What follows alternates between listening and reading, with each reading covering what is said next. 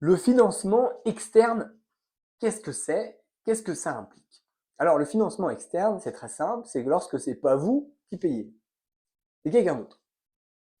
Alors, le financement externe, concrètement, c'est lorsque, par exemple, un apprenant, une entreprise va demander à un OPCO de payer sa formation.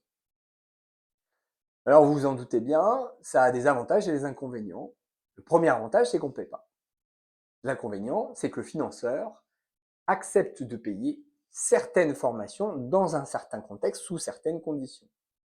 Et comme dit précédemment, on risque de se retrouver dans bien des cas dans une situation dans laquelle la formation est finalement détournée de son objectif premier, tout simplement parce que le financeur, lui, n'accepte de payer que sous certaines conditions.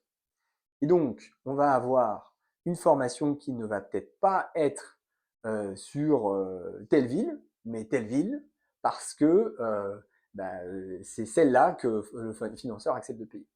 Donc, on se donne un petit exemple. Vous aviez prévu, par exemple, de vous faire former sur votre fiche, sur vos fichiers de travail, dans votre contexte de travail, sur vos problématiques de travail. C'était votre projet. C'est comme ça que vous voulez vous former. Le financeur dit, OK, sujet très intéressant, formation management, formation gestion de projet, OK. J'accepte de payer cette formation en gestion de projet, mais pas dans ce contexte-là. Je veux que vous alliez à Paris pour la session du 15 et du 16 juin, parce que c'est que cette formation-là que j'accepte de payer, moi, en tant que financeur.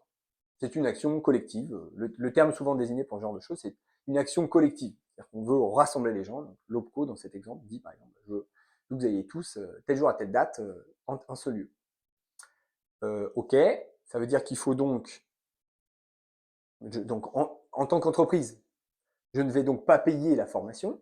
Donc, admettons que la formation coûtait 2000 euros. Je ne vais pas payer la formation. Par contre, je vais devoir payer les frais de déplacement, payer les frais de restauration, payer les frais d'hôtel, payer mon absence, puisque du coup, je vais peut-être partir le dimanche pour revenir peut-être le mercredi matin ou le mardi soir.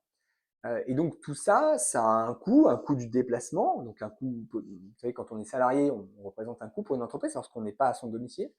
Et donc, est-ce que ce coût-là ne rentre pas, n'est pas tout simplement supérieur au coût de la formation? Première question.